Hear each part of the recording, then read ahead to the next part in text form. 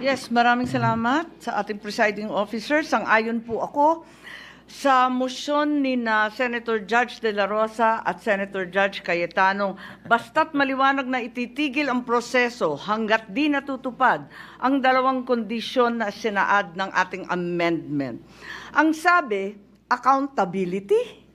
Accountability ba talaga? May dalawang SKL ako dyan.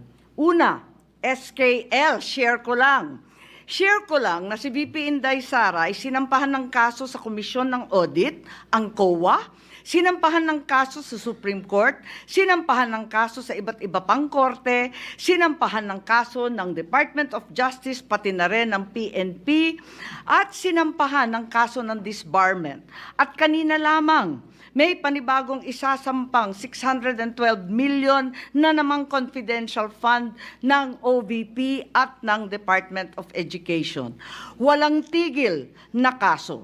Kung accountability ang tunay na gusto ng mga birit ng birit, bakit hindi paghusayan ang mga kaso para panagutin si VP Inday sa mga yan?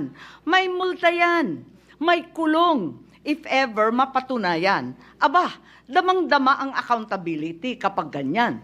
Itong impeachment na inipit, inupuan, nilimliman, minadali, ibinalibag sa Senado sa dulo ng sesyon.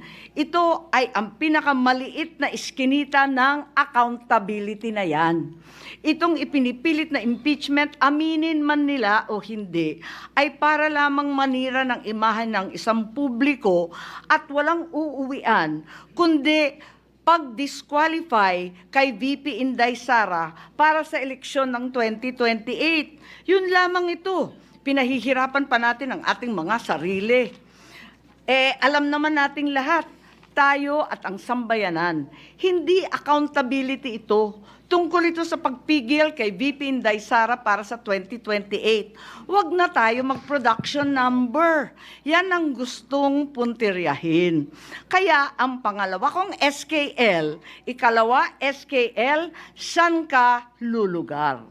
Kapag umuo ka sa pagpatuloy ng impeachment, magpadala ka sa mga ambisyoso ng 2028. Kapag pinadismiss o pinaremand mo naman, sasabihan kang pinoprotektahan mo si Inday. SKL, saan ka lulugar? Ako sa tama. Magpakatotoo tayo, mga kapatid na hukom at senador. Malayo pa ang 2028. Maraming gutom at naghihintay ng serbisyo mula sa Senado. Hindi tanga ang Pilipino. Alam natin ang motibo at tunay na pakay ng mga lulong sa ambisyon at kapangyarihan. Maraming salamat po.